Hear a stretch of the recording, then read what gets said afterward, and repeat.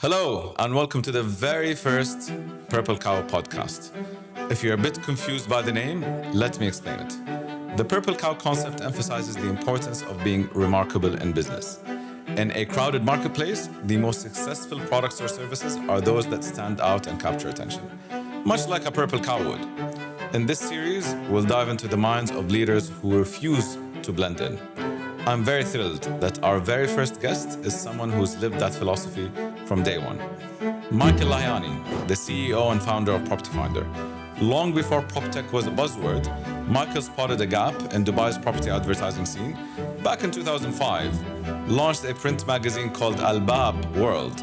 Many of you don't know that, but then he took the leap online with Property Finder in 2007. Nearly 2 decades on today, the platform now serves more than 5.5 million active users every month across 7 markets, backed by a team of over 600 people drawn from around the globe.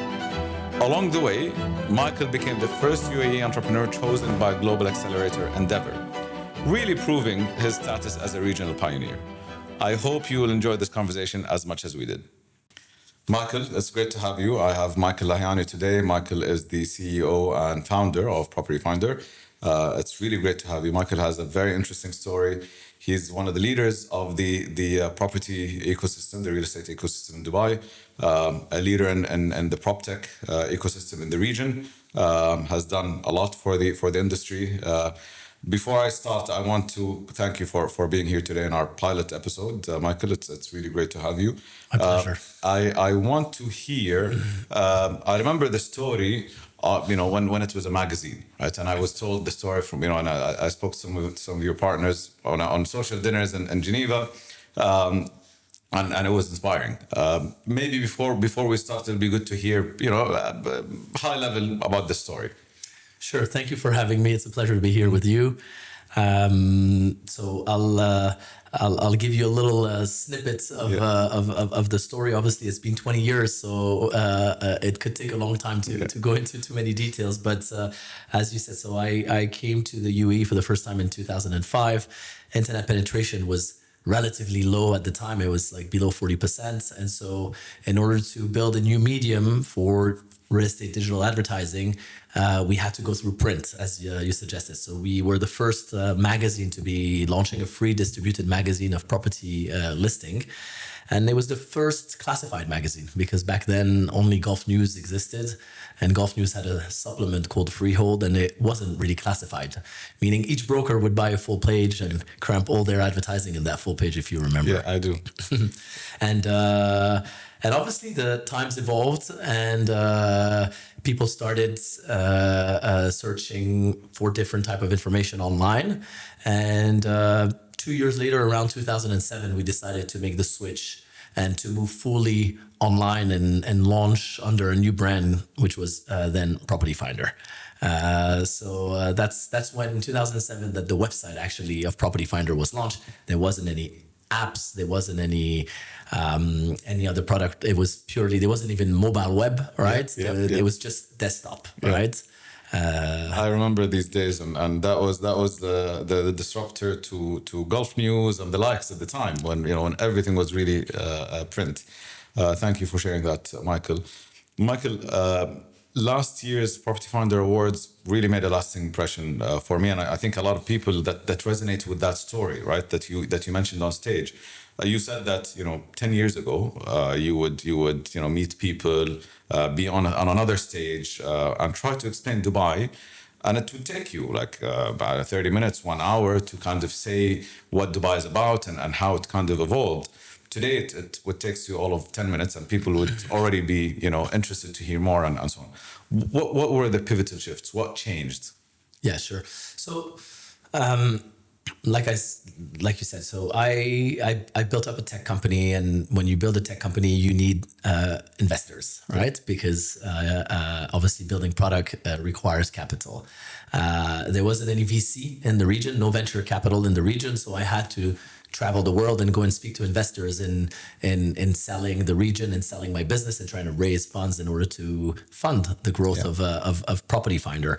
And for the longest time, right, whether I was in London, whether I was in New York, whether I was in Hong Kong talking to investor, most part of the meeting I had to spend on explaining the region and explaining Dubai. Why, what is Dubai? What Dubai has to offer? Why people enjoy living in Dubai? Why the population of Dubai will continue to grow? And very little time spent on talking about the business, because usually investors would tell me, hey, we know real estate classifieds, we love the model, it's a great model, but tell us more about Dubai, we don't know much.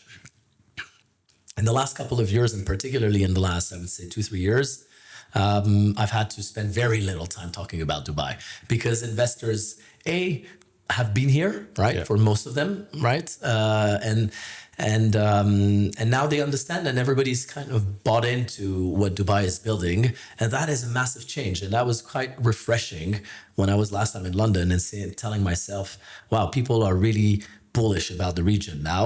I don't need to sell it. It does the job. And so we can go straight about talking about the business. And the shift really happened, I think, 18, 24 months after COVID. Yeah. I saw that. I mean, I've been in Dubai myself, 17 years now, and I've seen what, the property finder growth and the story. It's an amazing story. I stopped counting $1 billion, $1.5 billion now, whatever that numbers are, probably even more. We stopped counting a long time ago. Can you recall a personal experience where you thought, this is it, we're on the brink of something really special or something extraordinary? Within that kind of journey, the Michael journey while you were starting Property Founder, is there something that you recall there?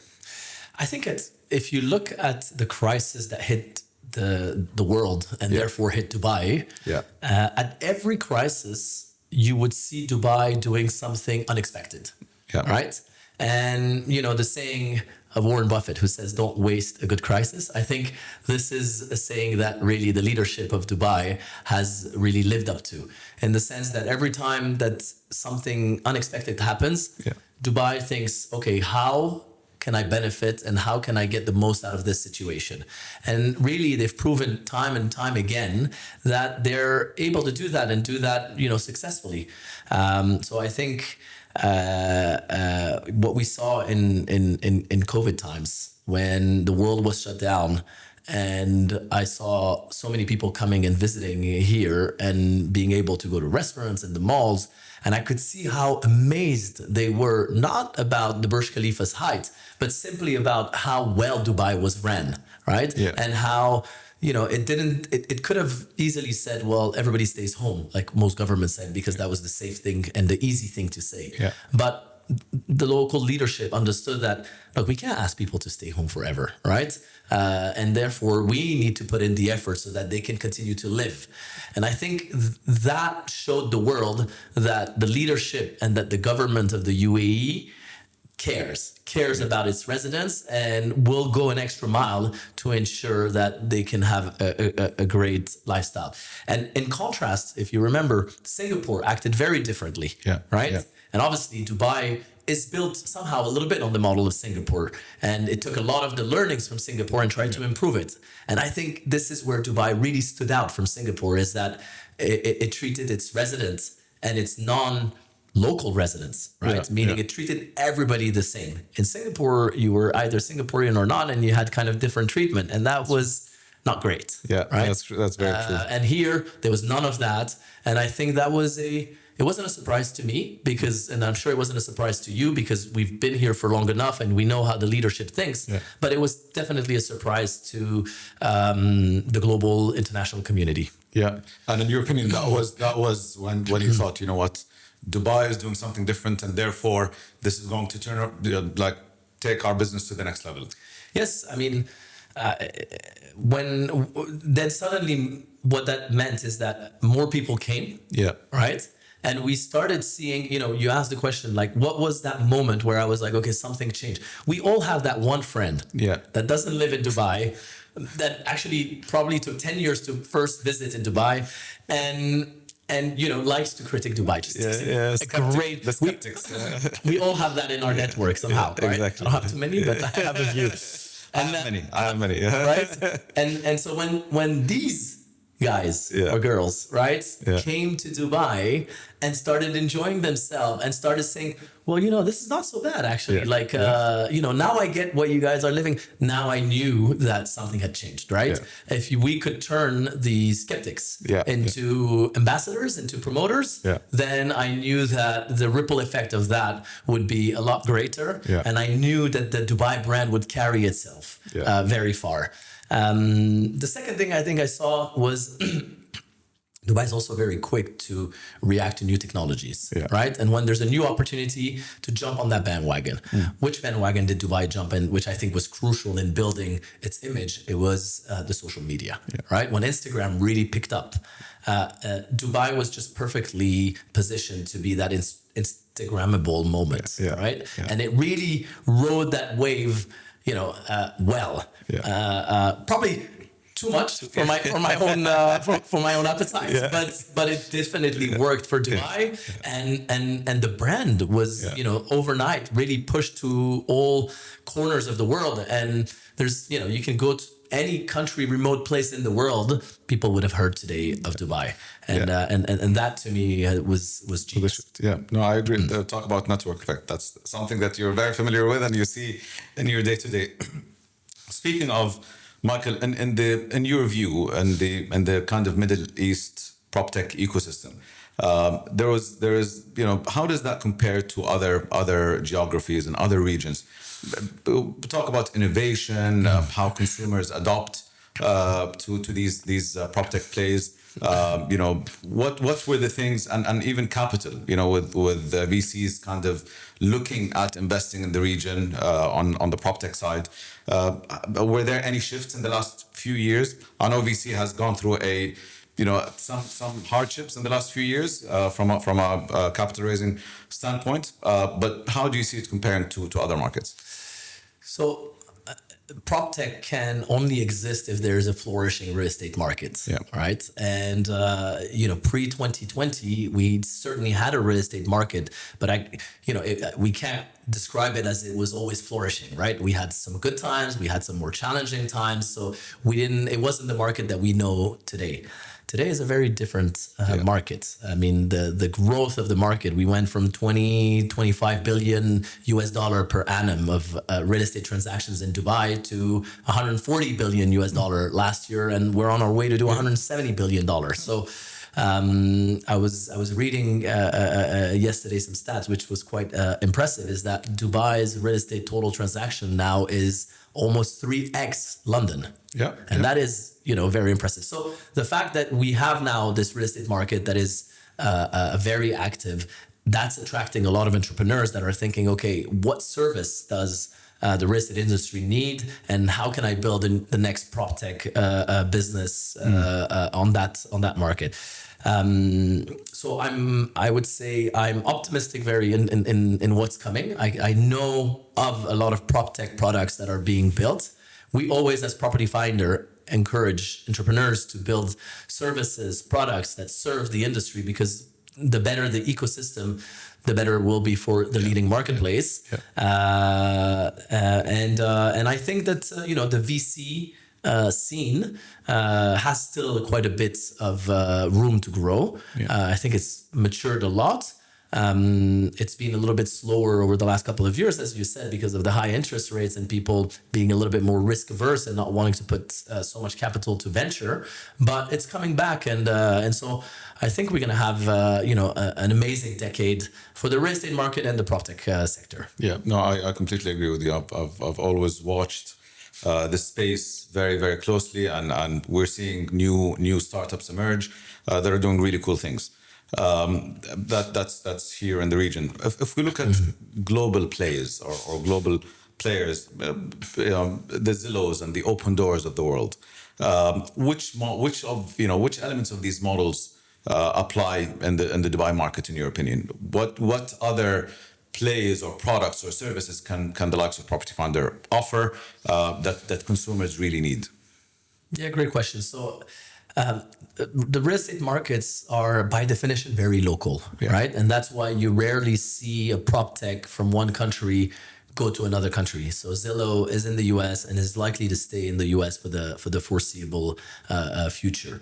Same thing with the right move is in the UK and is going to stay in the UK. So what that means is that it gives more opportunity to the local entrepreneurs to build their own Proptech, because they won't run into, global competition, right? Today, if you want to launch a social media network in Dubai, good luck. You'll be competing against all the big globals, right? Whereas in PropTech, because it has a local element, because each market has its own specificities due to the local regulations, that means that each market has a different room for innovation. So I think entrepreneurs should really study that and look at the opportunities in there. Now, when it comes to what product can an entrepreneur build, I always say to my team that as long as there's friction in the rental experience, right, or into the buying experience of real estates here in the UAE, we still have a mission to deliver on. We still have friction points, to iron out. And if we can iron out those friction points, we know we will be creating value. So anyone that can take any friction point, right? At the end of the day, that's how Property Finder started, out of a friction point. I wanted to find an apartment. I got extremely frustrated back in 2005 to have to go through the supplement of Gulf News. And I thought, okay, there must be a better way to organize the information. And I came up with Property Finder. So any person that runs into a friction point that is actually that they find frustrating, if they're passionate enough about solving it, they should go after it and try to solve that. No, yeah, I completely agree. To that, Michael, you've met hundreds of VCs, right? And you've seen how they think. In your opinion as well, in the local scene, the local VCs, I know that a lot of the VCs you work with are international, but you've also worked with local ones, the likes of Beko and others, who have probably added value and benefited from the tremendous growth that Property Finder has built and offered over time. How do you think these local VCs kind of reshaped their investment model or their decision making in the PropTech world? And what do you think the main drivers are behind their decision making approach? Look, the role of a VC and what a VC needs to absolutely make sure is that it can continue raising funds for its next fund, right? And therefore, it needs to deploy capital in ventures that will be able to return capital under ideally 10 years, right? Because if you can't return capital within 10 years, then it's going to be almost impossible for you to raise your next funds. If you can't raise your next fund, you can't pay your teams because you take a management fee on that asset under management. So there is a part of venture, but there's also a part of risk averse where they want to see a product that has a clear product market fits, right? That potentially starts having some tractions on the revenue. And VCs here are not the VCs of Silicon Valley, right? They're not. It's going to be really hard to expect from a local VC to invest in something that's totally greenfield and unproven in another market. So I always say to an entrepreneur, when you have an idea, please research the global markets of startups and or scale up, and find a company that's doing what you're doing and that is successful at it. If there is no company out there doing what you're trying to do, you're either a genius or totally off. 90% of the chances is that it'll be the latter. Yeah, exactly. Michael, you've championed the startup ecosystem in Dubai, and you've done really great. You've added a lot of value to the real estate ecosystem in Dubai. There's a lot of noise about new innovations and the industry. I have two questions. First, I'm going to go back to the VC space because a lot of entrepreneurs or want to be entrepreneurs and startups will be watching you and watching what you say to them. Do's and don'ts when you meet a VC, a fund. What do they look for? What do they ask? How do they see you as a business? What are the things that they would that you would tell these guys to avoid when pitching, when whether it's an elevator pitch or a full pitch. And secondly, if someone is looking to enter into the PropTech scene, which innovations do you think are poised to make the biggest impact in the region and more particularly in Dubai? So on the first part, right? A couple of advice. Obviously, we could talk hours about advices to entrepreneurs on how to pitch VCs. But what I often see is entrepreneurs pitching the wrong idea to the wrong VC. Yeah. Let me explain. VCs invest in particular stages, right? So VCs or growth funds invest in particular stages, either pre-seed, seed, Series A, Series B. And each capital has a different appetite for risk, right? And what I often see is founders, entrepreneurs, pitching exactly the same way, no matter who they're talking to, right?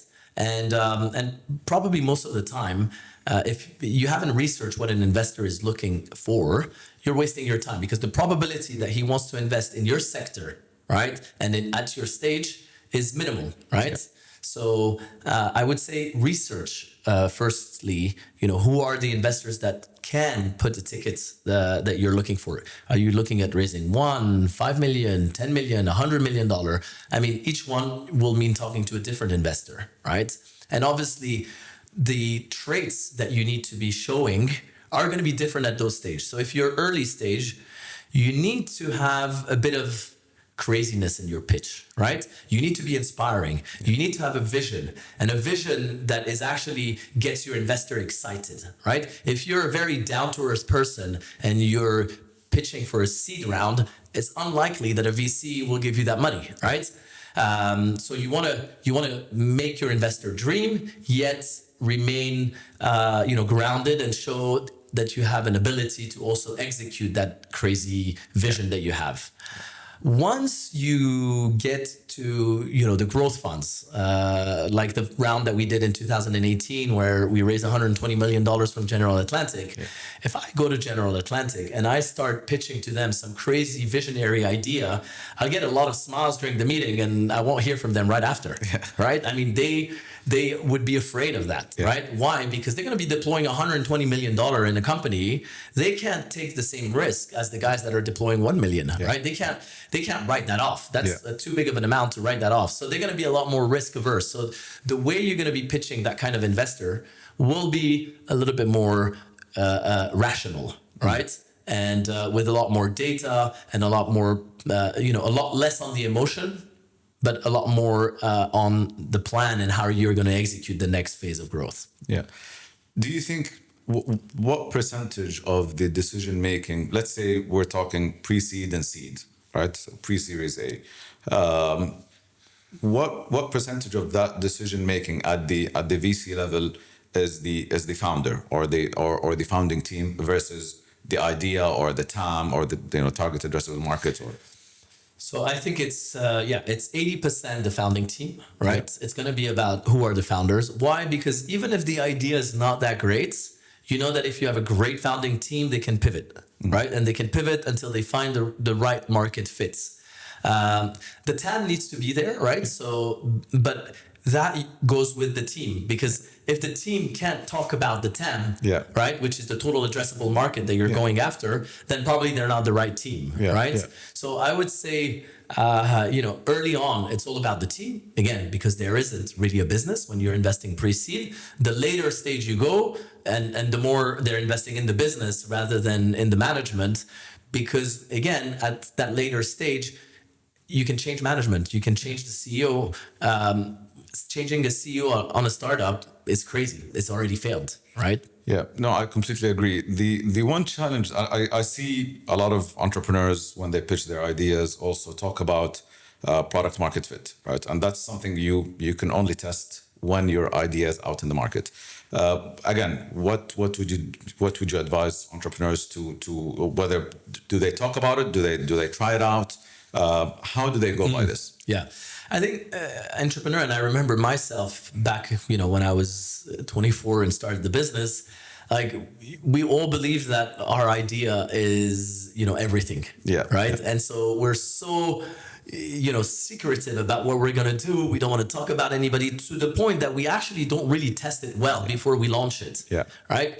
And I always say to entrepreneurs, the idea is 5%, right? I mean, 95% is going to be the execution of it. Yeah. And to execute well, you need a great team. And to get a great team, you need to sell your idea, right? Yeah. And to sell your idea, you need to have a product market fit somehow, right? So you can't optimize for secrecy and product market fit. At some point, you're going to have to be out there. Then you just want to be the first to be there, right? Yeah. Because people can copy you, but if you're the first one to get to the market, then you should be fine. So I think first-time founders at least obsess a little bit too much about the secrecy of their idea. I respect it because it shows that they're really excited and passionate about it, and that is a really important trait of a founder. He needs to be passionate. Without passion, he's going to fold at some point because there's a lot of obstacle along the way. No, I completely agree with that, Michael. The speaking of ideas, right? There must be innovations today. AI is one thing. It's something that we all have to adopt to.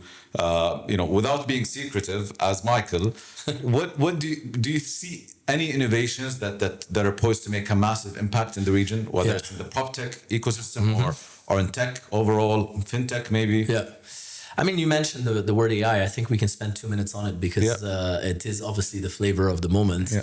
And I think my view on AI is that rather than see it as, okay, who will be the great winners of AI, I think rather the other way around.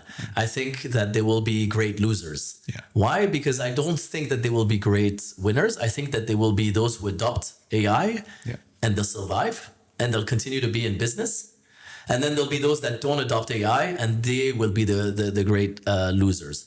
But there'll be more winners, if you will, or there'll be more people adopting AI than not adopting AI. And therefore, the ones that will stand out will be the losers. Yeah. Right. Yeah. Also, AI is, the direction that AI is taking right now, particularly after the launch of DeepSeek, is that it's and the market are reflecting that. And I think the stock market of everything that is AI linked lately, Nvidia, other than the tariffs, obviously, it's corrected because AI is probably going to be a commodity. It's probably going to be very cheap for everybody to use AI, and it's not going to be a differentiator anymore, and therefore you'll have to adopt it. So AI, as Elon Musk said recently, any company that competes with the global big techs, right? We're one of them because Google and Facebook are somehow one of our competitors that don't adopt AI will be irrelevant in 3 years' time, right? And 3 years is around the corner, as you and I would know. So I think this is quite exciting, and it's consuming a lot of conversation and airtime. The big question is, what do you do with the AI, right? And do you need to innovate with AI or do you need to optimize with AI, right? And I think that's where the debate is. But going to your second part of the question, which is about PropTech and what can be innovating in the PropTech space. Again, I think that sit down with a buyer of property, right, and ask him about his journey that he's been through and everything from the search, right? Hopefully that part wasn't was all right. Hopefully, but we know that after that there's many other steps that you need to go through in order to own a property, and it's not a smooth sailing. I mean, if you're buying an expensive property from Driven, from one of the amazing brokers of Driven, you'll have an amazing service and you won't feel it, right? But most people aren't buying those properties. Most people are buying properties below $1 million dirham. That's 34% of the market. I was looking at the data this morning. You're not going to get a great service if you're buying a property sub 1 million, because the broker that will be dealing with you will not be the same caliber that the one that is selling a property at 10 million. Right? So sit down with those buyers once they finish their experience, whether they bought, whether they rent, and understand a pain point that they had, which can be solved with technology. And I think that's where the next idea of PropTech is. And you know, we as Property Finder, we'd love to support founders who want to build products that improve the consumer experience when buying or renting. Yeah. So a customer journey innovation is what's next in line. Absolutely. And if you see some great ideas, if you have some great founders out there that you'd like to back, we should definitely talk about it. Amazing. Michael, I think you're now at a stage where, okay, do we go public as Property Finder? Do we file for an IPO? You're at a stage where, growth capital is there. You've reached a point where you have the majority of the market here. How do you weigh the pros and cons of going public? What would shift that imbalance, towards going public? Yeah, it's a great question, and it's a question I get asked a lot lately. I can imagine, yeah. Look, I think for me, the biggest positive about going public is ensuring that the company has a legacy and remains independent and remains in the country, right? Yeah. We've had some amazing companies built here by some of my peers, some of my friends, founders. Souk was one, first e-commerce, which was sold to Amazon. Kareem was one amazing built by Mudassir, which was sold to Kareem. And these were amazing stories. And, everybody is in awe in front of these entrepreneurs. But unfortunately, the brands, quickly disappear. Yeah. And the headquarters in the UAE also disappear, meaning that a lot of the talent is going to move to the US and we're going to end up with sales centers here. So I think that one of the what attracts me, to potentially go public one day, one of the motivators, and we'll talk about some of the cons, is that you're guaranteed, or not guaranteed, but you have a better chance for the company to survive after the founder leaves the organization, right? Because that is the ultimate goal of a founder, is to find a successor so that the brand can continue to live and can continue to serve the local community. So I wouldn't want Property Finder to be sold to someone that would then empty Dubai from the key roles that run Property Finders, because we have a lot of youth here that are graduating, and they need great companies to go to and learn at. Yeah. So that's one of the pros. I think the cons, I always say, look, going public is not a goal in itself. It's a fundraising. It's the way to raise funding. And usually you go public when either you can't raise privately, either because the private markets, are not willing to give you the valuation that you're looking for, or because it's become too big for the private market and you need to go to the public market. Yeah. We're not at that stage yet, right? Okay. So we don't have a pressure to do it. There's no time pressure. One of the things that I'm looking and talking regularly with, obviously, the regulators and the people who run the stock market here is the liquidity, right? And how do we increase liquidity on the stock market? The liquidity means that once you're public, can you sell your shares? Because if you are public and then you want to sell your shares, but there's nobody to buy them on the other end, then the depth of the market, right? If there isn't depth, then it kind of defeats the purpose. Then you have all the heavy duties of reporting and of responding to the regulator without the benefits of having the liquidity, right? They're doing everything that they should be doing in order to increase that liquidity, right? They're encouraging as many companies to go public. They are listing the government services. They are creating, IPOs like Talabat, which is a gigantic IPO where they raised $2 billion dollars. So these are all good signs that the liquidity is increasing and that the markets will be ready for more IPOs. But one last point on that is yield company versus growth company, right? Yeah. Local investors like yield, right? That's how it is culturally. They want to clip a dividend, right? And so most companies that have growth don't get rewarded, don't get paid for their growth. So going public, when you have high growth here, we're yet to see investors willing to pay for that future income, right? Yeah. They're willing to pay for a guaranteed dividend, but they're not yet willing to pay for future revenues. And so we need a growth successful IPO. Talabat was the closest to that, but Talabat still had to promise 4.1% dividends, right? So I think that the day we have a growth company, or we have a company that lists without promising a dividend at its IPO and is trading positively after the IPO, then we'll have turned a corner. No, you're absolutely right. To your point, Michael, in the Dubai market in particular, you look at some of the government-linked entities that are very defensive in nature, the likes of Salik, Parking, and the Dubai Taxi Company. They've performed quite well since their IPOs because of that promise of dividends. With Talabat, because it's still a growth capital company, and its trajectory is quite good. Still had to promise a dividend, but has not performed either. So you're absolutely right. The appetite for a defensive play that promises good dividends, stable returns, and so on is quite strong in the region. Would that get you to think maybe the DFM is not the right place for me to list? If I were to list, would you consider other exchanges maybe?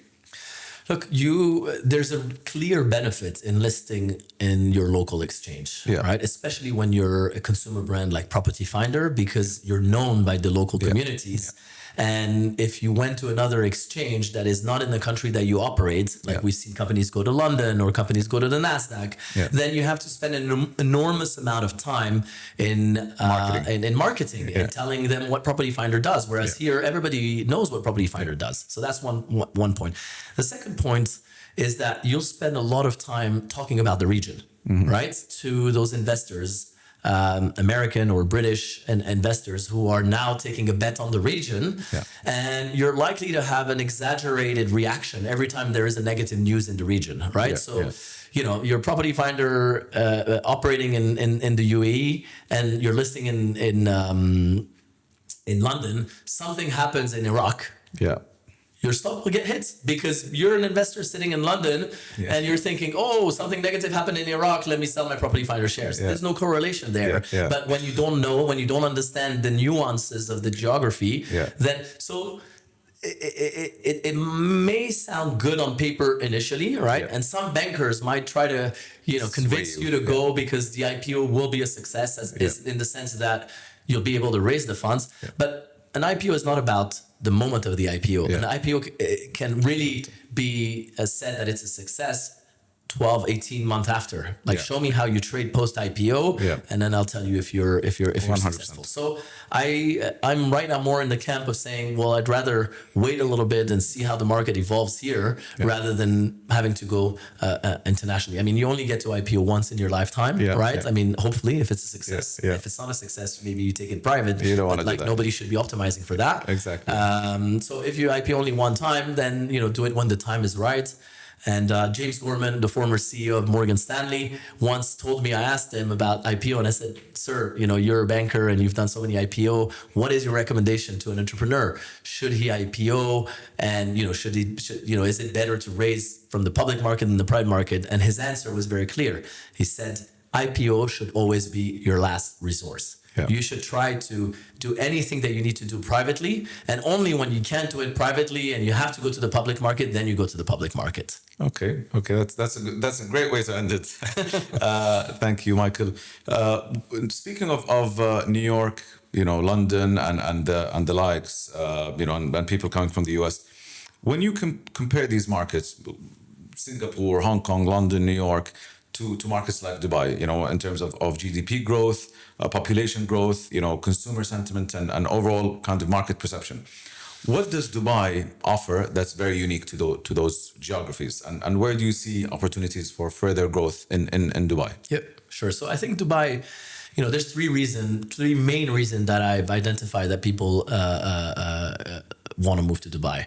There is for personal, professional reasons, right? The aspiration of building either a business or joining a company or doing well for yourself, right? Whether you're an entrepreneur. I mean, that's what brought me to Dubai. I came to Dubai because I was attracted about the opportunity and the growth and the vision that the leaders of the country had set right?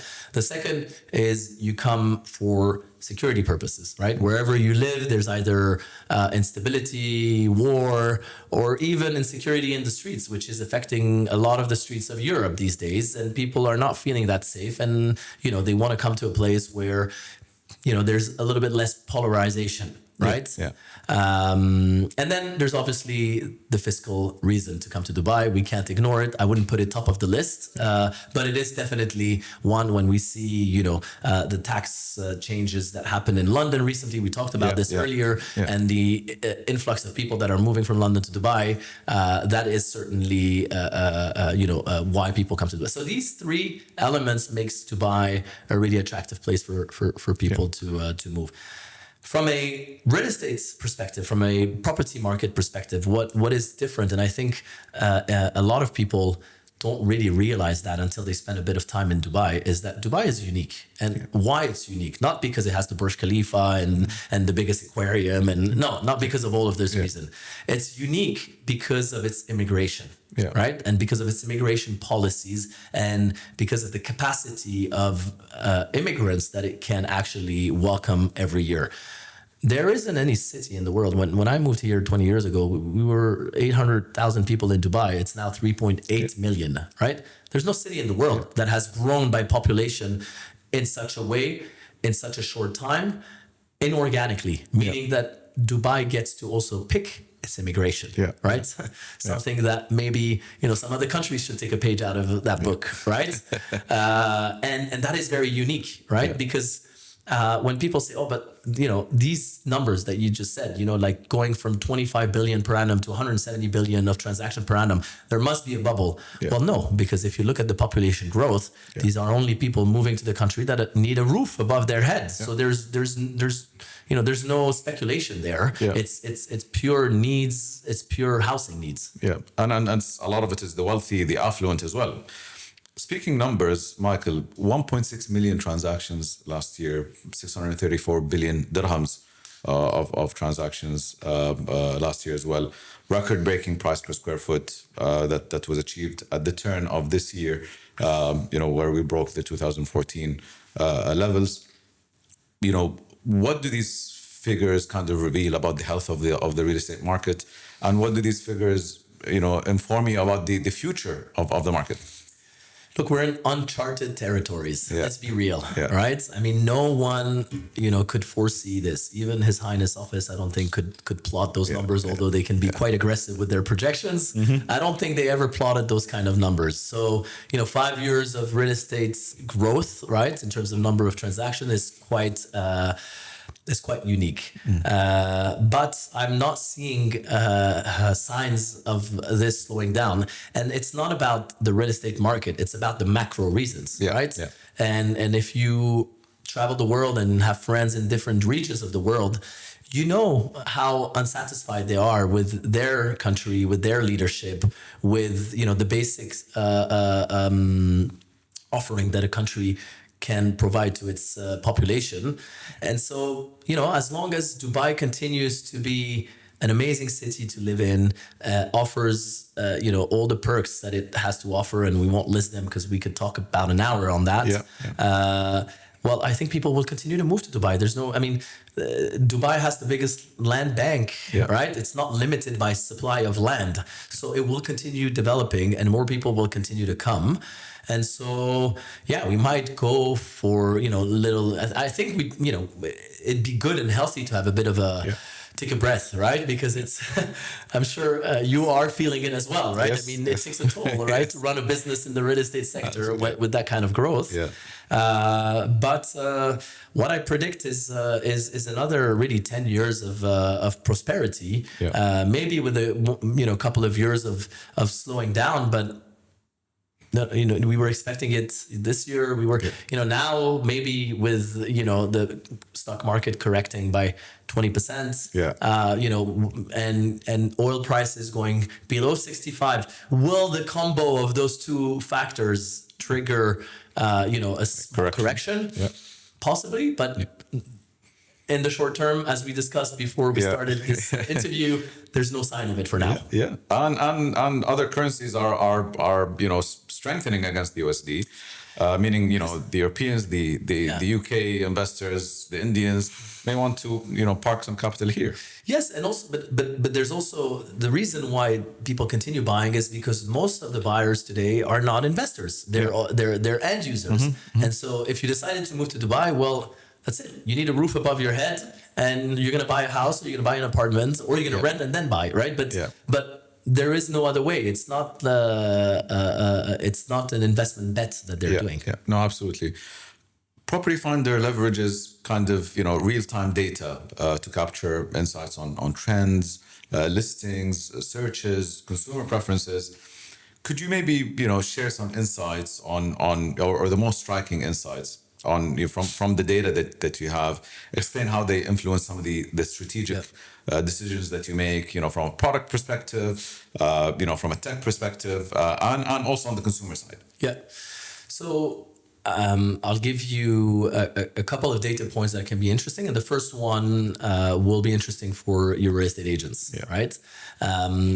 What we're seeing, obviously, we have firsthand demand data. So we see what people are searching for, right? Which communities they're searching for. And what we're seeing is that the communities of yesterday that were so popular the last 10 years are no longer the most popular. It doesn't mean that, there aren't searches there, but there's a big appetite for new communities, right? And so don't ever think that, downtown and Meadows and the Palm are the only communities. Every quarter there are new communities opening up with new developments, and so be alert of the new communities. What we're seeing lately on the data is as people are more interested to buy, then we have a little bit less search volume on rents, right?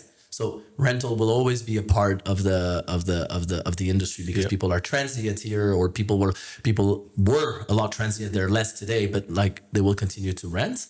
But I feel that as a real estate agency, you can no longer. Before, we used to have real estate agencies focusing only on rent, right? Yeah, that won't exist, I guess, in the future.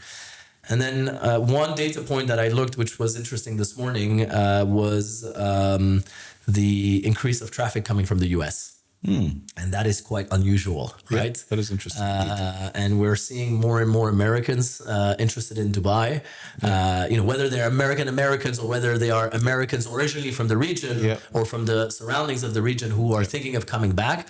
That said, they're people with American purchasing power wanting to come and buy in the UAE. And that, to me, is a step change because it's the biggest consumer market in the world, right?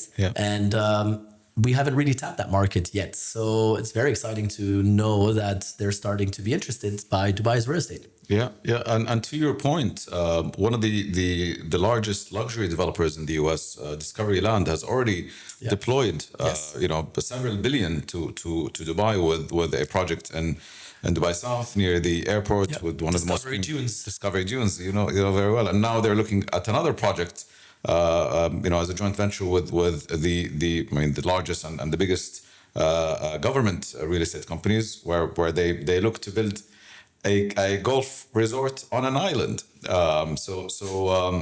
Why not? It's excited. That would probably be the only golf resort in an island in the world. Why not? But it's Dubai, right? So if Discovery Land, which has, I think, more than 80% of their network and their buyers and their adopters are American, are looking to Dubai, then I guess the trend that you mentioned, has a lot of merit and if Americans move markets, as we all know, so if they start coming to Dubai, that's a big thing. You should go to New York and Miami and recruit a couple of real estate agents, right? I should start doing that. You want to have a team because Americans will sell to Americans, 100%. And so and we could continue raising the bar, right? Because the American real estate agents are some of the best in the world. So I think you can introduce me to some of the guys in General Atlantic, and then they can introduce me to some real estate agents. Let's do that. Michael, we did a report that argues, whether Dubai is a tier 1 city or not. And in that report, and it basically argues against cap rates and amongst other things. But it also shows that 43% of respondents said that Dubai is somewhat fairly valued. 35% said probably somewhat overvalued. With a small percentage saying it's undervalued. Does this align with where you're at? What do you think? How do you go by evaluation of a property on whether it's undervalued, overvalued, fairly valued? Look, I think Dubai will continue to position itself just under that price, right? Because it wants to empty. Yeah.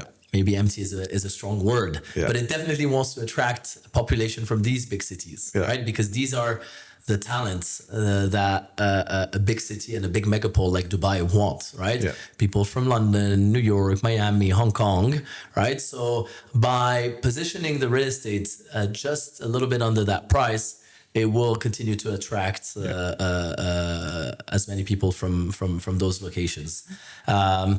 Does it still? So I think it is great value for money, right? What you're getting in Dubai if you're coming from one of these from these big cities. One of the things that we have to be transparent with your listeners is that Dubai has an unlimited supply of land, right? Which is quite different from London and Manhattan and Hong Kong, which is very limited, right?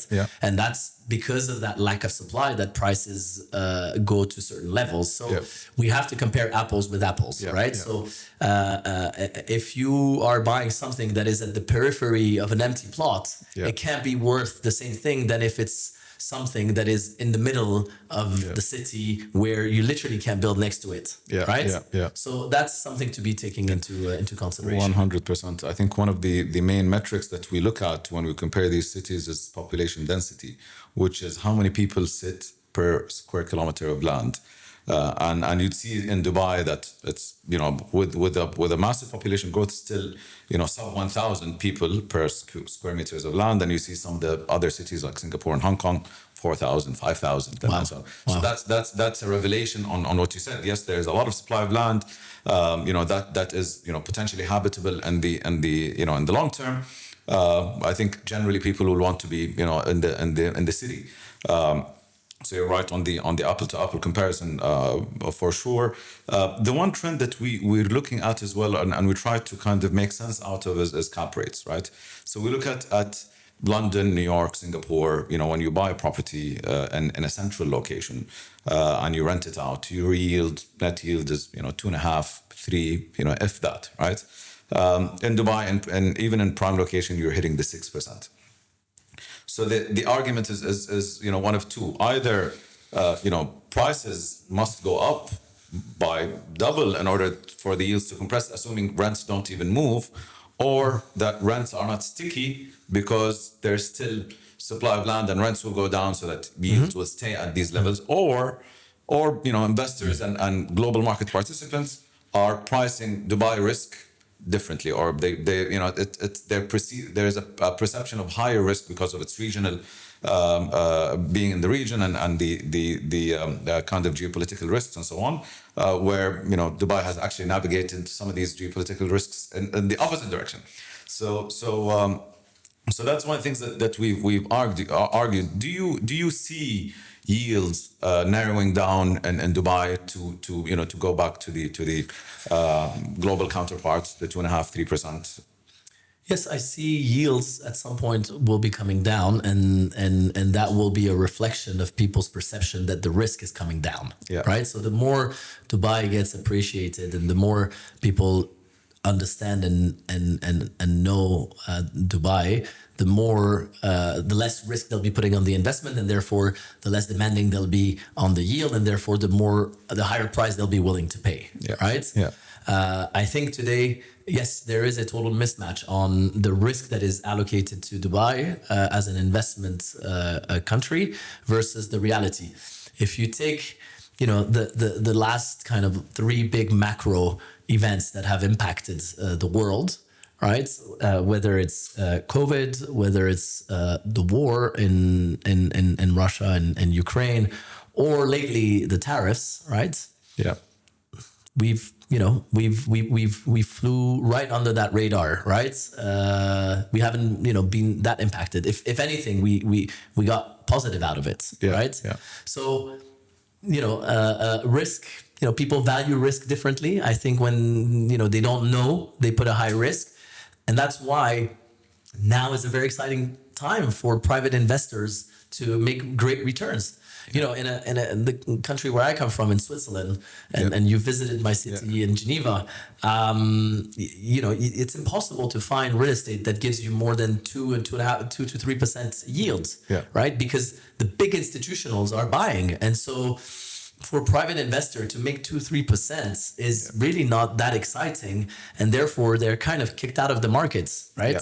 So I don't think that this is around the corner, but right now it's a very exciting market for private investors, and they need to take advantage of it because it won't be there forever at that yield. And one day we'll be sitting here and you say, "Haha, remember the days where we were doing 6-7% of yield?" Exactly. Right? We'll be there at some points, right? It'll be a distant memory. So enjoy it while it lasts. Right?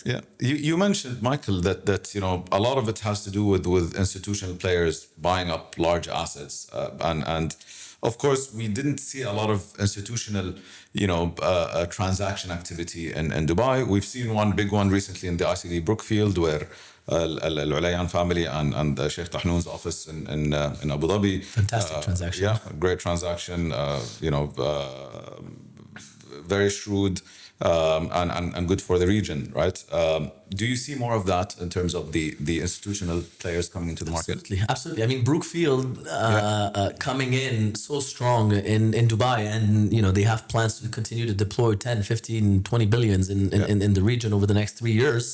They're the largest real estate investor in the world, and they're clearly going to lead the way, and more will follow suit, right? So I think that the institutional money is coming, right, to the region, which is exciting in many ways. But will push the prices up and the returns down. That's why I think that the time for private investors to play in Dubai real estate is limited. It's not infinite, right? So I think we'll see more institutional money as Dubai has increased also its transparency, right? That was a big. Remember back in the transparency, showing transaction value and being open about the transaction value. That was a no-go 5 years ago, and today you can find transaction value on Property Finder and many other websites, right? So that transparency has given a lot of trust to the market, and people are starting, or institutional investors are starting to put it into the not as risky as they used to bucket. Michael, let's talk about my home market, right? Saudi. I know that you guys are starting to be active there, and it's a very Saudi is scaling their real estate ambitions. A lot of mega projects, the Red Sea, Neom, a lot happening in Riyadh with the Diriyah Gate and other projects. Do you see healthy competition there? How do you see the Dubai-Saudi dynamic? And tell me also from the Property Finder experience in Saudi, how do you see it different from the in Saudi, from the Dubai market? And how do you see that dynamic playing out? Absolutely. Look, healthy competition, I see it as two teams from the same company. At the end of the day, we're all routing for the region, right? We're all routing for we all there and want to see the MENA region expand and become a more significant geography in the MSCI index, for instance, right? We want to see more foreign direct investment coming to this part of the world, right? So, there's Dubai team, there's Abu Dhabi team, there's Riyadh team. Even in Saudi, there's Riyadh versus Jeddah. This is all healthy, right? And no one's going to take anybody's lunch, right? There's enough foreign capital that wants to come to the region at some point, but we need to reach scale, right? And what Saudi is doing is helping massively the UAE, and what the UAE has done, or what Dubai has done, has also served as a blueprint to what Saudi can do, right? So I really think that these two countries feed off each other. And I always say that, the success of Saudi is extremely important to the region. It's, the largest country of the GCC. Yeah. It's the biggest trade partner of the UAE. And therefore, if this economy flourishes, it will be very, very beneficial to Dubai, to the UAE, to any countries of the region. So I'm excited by what they're doing. There's a lot of obviously talks and an announcement and they're on a long journey, right? I mean, when you start from almost nothing, right? Where the Crown Prince has decided to open up the country, right? There's a lot of foundation work that needs to happen, right? And it's going to take time. So I'm excited about what's, every time I go to Saudi, I'm excited about what I'm seeing, and I see some of those flashes of what Dubai looked like in 2005, and some of the things that they were doing. But I also remember that it took Dubai a very long time to get to where it is today, right? So it's not something that's going to happen overnight. And so we've been present in Saudi for the past 10 years and following that market very, very, very closely. And what we're making sure is that we can sustain our investment to stay in that market, because it's very hard to time when it will actually materialize. And coming after it's materialized might be too late. So you want to be there. You want to have your finger on the pulse. You want to have a small operation just to keep the intel from the ground, so that when the market materializes, you can go in and invest. Yeah, I completely agree. A foot on the door, as they say. Yes, I mean, I'm sure you have plenty of friends who went in, thinking, I'm so bullish. I'm going to go in. I'm going to build a factory. I'm going to do this. I'm going to do that. They go in, 18 months later, the demand wasn't there and they had to fold, right? And once you've burned yourself with a market like that, the probability of you wanting to go back is very little, right? So, go with caution. But yes, I mean, it's exciting, and I want to see them succeed. Any interesting prop tech plays that emerged in the Saudi market or worked in the Saudi market that you've looked at, or that you've kind of got inspired by? Yeah. I was talking to Amir Farha, right, who used to be Beko and now Kotu, and who invests early stage. And he has a nice little prop tech company in his portfolio, which. I know of that one. We spoke about it at length. Which is quite exciting, right? Because it's obviously answering a pain point, which is about renting for blue collars, right? Labor accommodation, right? Labor accommodation, but not just construction labor, but also service labor, right? Restaurants and all of that. And so easing that process of finding a place to where you're going to be putting your employees is really helpful.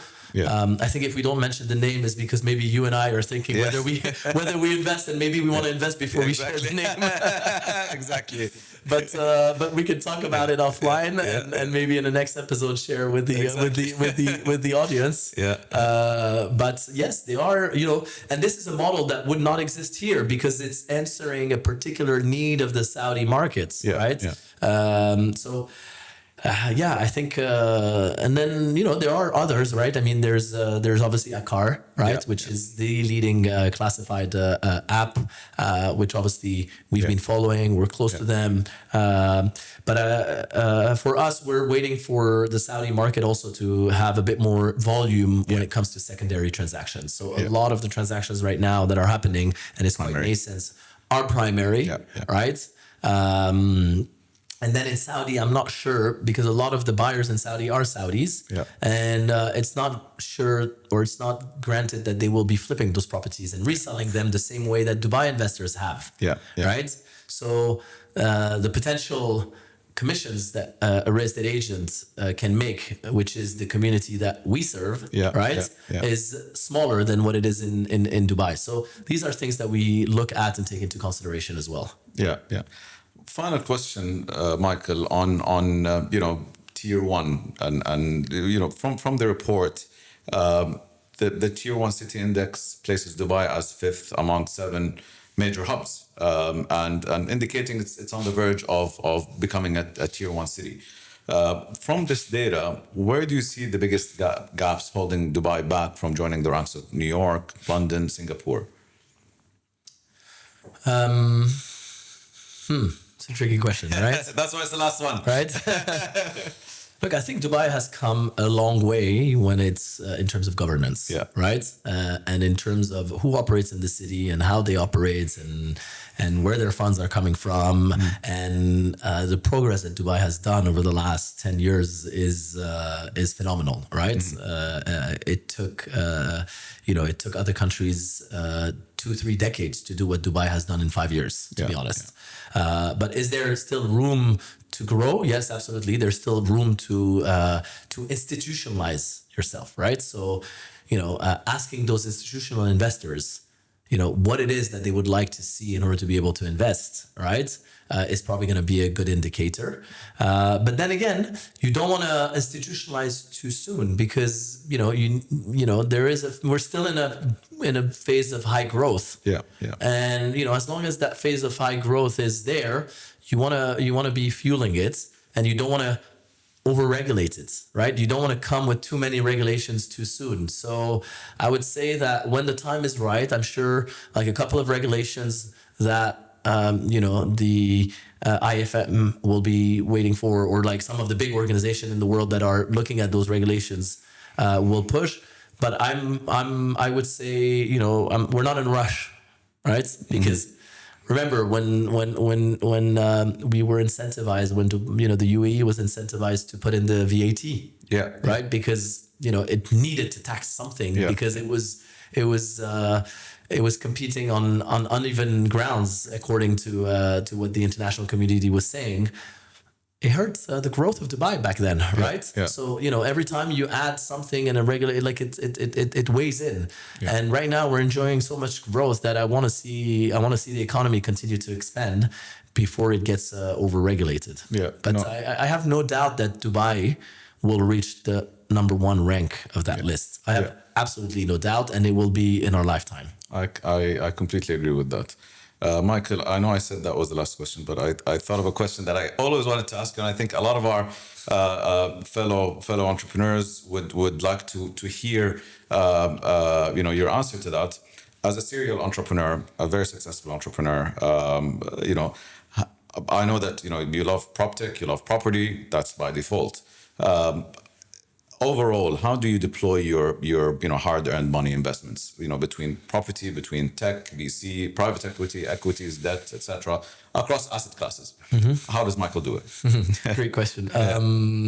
So, look, initially, when I pocketed some funds that were disposable for investment, I was always attracted by tech, right? I mean, that's what I love. And so you quickly go and meet founders and you want to put a ticket here and a ticket there. And you end up investing, and I'm sure you've done the same. And then you invest into all these amazing entrepreneurs. But one day you wake up and you realize that you have a portfolio of 25, 30 companies that requires activity, right? I mean, you need to be there, you need to read the documents, you need to be, the capital calls, you need to follow how it's doing, because, investing is easy, getting your money out is a little harder, right? So I think I had that phase where I wanted to do that, and I'm glad I did it, because I learned a lot also spending time with those entrepreneurs in sectors that, were different than PropTech. But today, I think that the way I invest is my capital risk is in Property Finder. My private equity is in Property Finder. I'm extremely concentrated in that asset. As you know, I'm a large shareholder and continue to actually acquire shares when I can of my own company, because I really love the business and believe in the business. So most of what I do outside is going to be quite plain vanilla, meaning it's going to be liquid, right? Because this is illiquid, so I want to be in liquid. And then I've been, long US tech, right, for quite some time, because these are the company I don't need to read about daily to be informed. I use them daily, right? So any service that I personally use or that Property Finder personally use, right? Salesforce, for instance, we're all on Salesforce. Well, 7-8 years ago, I bought Salesforce, right? Yeah, I mean, we're on iPhone all the time. We're on Google all the time. So I always say buy products or buy stock that you know, right? That you use. Don't buy it because somebody says that there's a good trade to be done, right? Buy something that you are happy to continue owning, even if it corrects by 20%, because you believe in the 5 to 10 year horizon, so that you don't have to look at your stock every day, because trading consumes your headspace and it takes the focus away from your day-to-day. And entrepreneurs requires 120% focus on their day-to-day. And in stock market, there are good days and bad days. And it's as an entrepreneur, you can't really afford to be in a bad mood because the stock market didn't go well this day, right? You have a business to build. You need to be optimistic. So, invest in things that you don't have to look at daily. Yeah. Michael, this was an amazing session. Thank you so much for coming here. It's a pleasure having you, and I'm sure the listeners would really enjoy listening to you and these insights. Thank you once again, and hopefully we'll definitely see you around. Absolutely. Thank you very much for having me, and congratulations on the launch of this new podcast. Thank you so much. Thanks, Michael. You're welcome.